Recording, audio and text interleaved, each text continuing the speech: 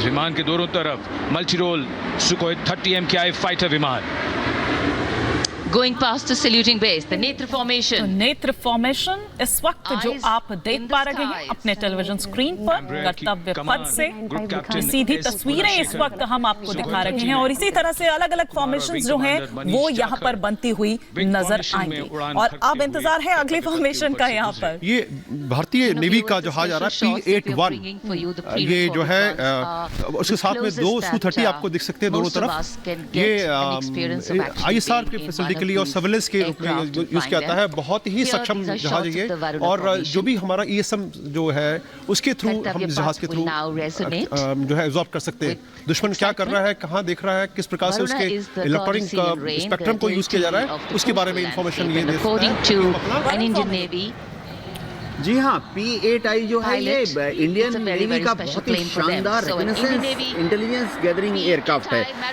हिंद महासागर पर नजर रखना, बे ऑफ बंगाल पे नजर रखना, अरेबियन सी पर नजर रखना इसी जहाज द्वारा किया जाता है। ये पानी के नीचे जो छुपे हुए दुश्मन के सबमरीन है उसको भी ढूंढ लेता है।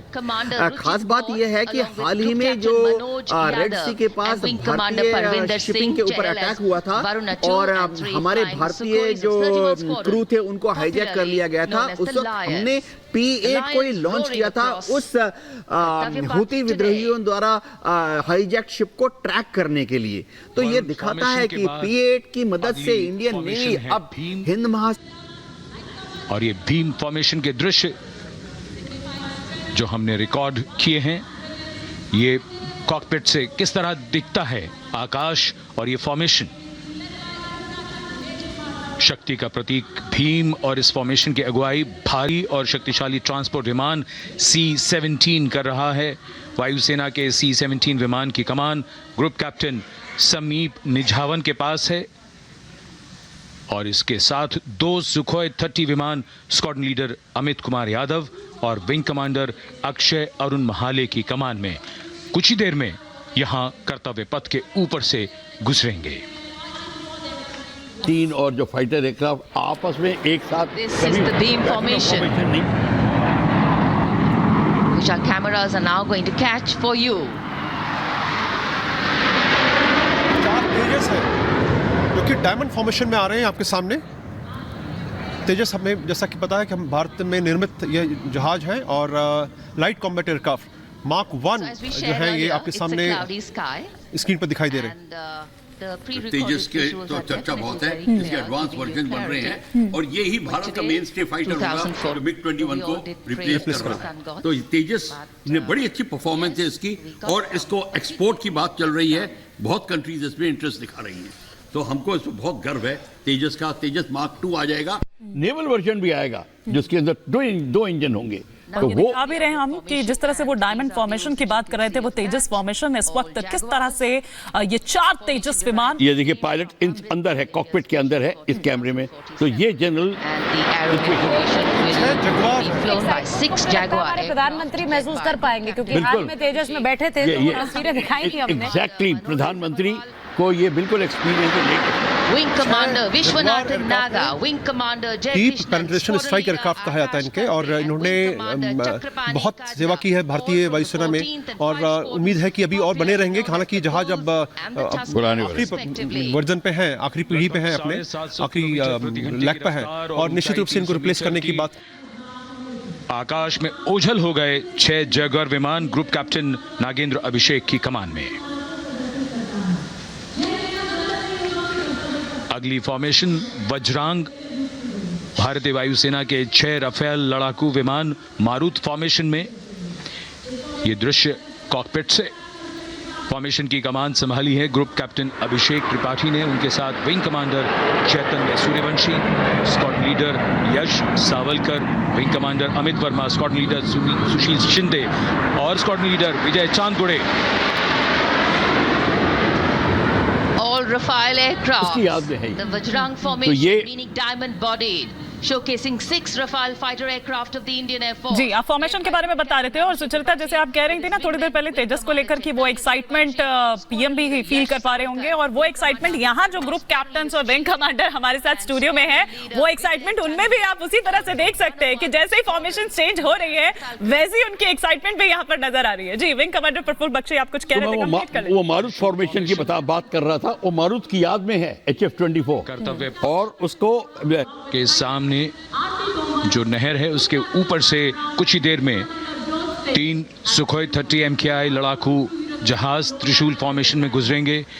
900 किलोमीटर प्रति घंटे की रफ्तार, बुराई का नाश करने के लिए त्रिशूल फॉर्मेशन की अगुवाई कर रहे हैं ग्रुप कैप्टन सचिन अरोड़ा और उनके साथ ग्रुप कैप्टन ओमार ब्राउन और विंग कमांडर नवजोत सिंह।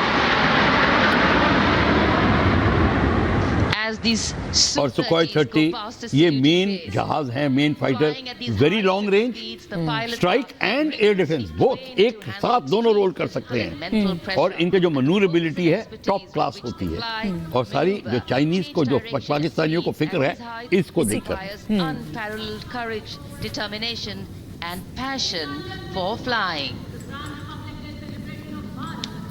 और अब इंतजार है विजय का, सिंगल राफेल जो आपके सामने करतब दिखाएगा, हैरत अंगेज करने वाला। वर्टिकल चार्ली करेगा, लो लेवल आएगा। आई थिंक उसे अनाउंस भी कर चुके हैं, वहाँ पर अनाउंसमेंट चल रहा है विजय का। उसको देख के ही We will see the Rafale flying at a speed of 900 kilometers per hour, all set to 900 touch the sky with glory as it executes जिसका the जिक्र अभी थोड़ी देर पहले यूके देवनाथ जी कर रहे थे। Kartavya Path, also called Vertical Charlie. हमारी जब ये जहाज It's a very spectacular 7G यानी उसका वजन 7 गुना बढ़ जाता है। खास बात यह है कि जब ये वर्टिकल चार्ली करता है तो कई पायलट तो जो अनट्रेन्ड होंगे उनको तो ग्रे आउट हो जाता है, ब्लैक आउट हो जाता है, नहीं इतनी तेजी से ऊपर जाता है कि उनके दिमाग से ब्लड जो है ड्रेन हो जाता है।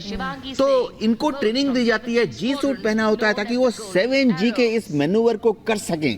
और विजय फॉर्मेशन जो है वो नाम भी इसीलिए उसको दिया गया है। आप कुछ ये इसलिए विजय फॉर्मेशन इसलिए करते हैं जब लड़ाई के बाद जब आता है अपनी विजय हासिल करके कुछ शूट डाउन करके तो ये विक्ट्री रोल करता है। विक्ट्री रोल ऐसे वर्टिकल क्लाइंब करके फिर रोल करता है। हमारे वायु वीरों ने एक रोमांच की नई कथा, एक नई ऊंचाई यहां दर्शा दी। बहुत ही उत्साहित जनसमूह इस 75वें गणतंत्र दिवस समारोह पर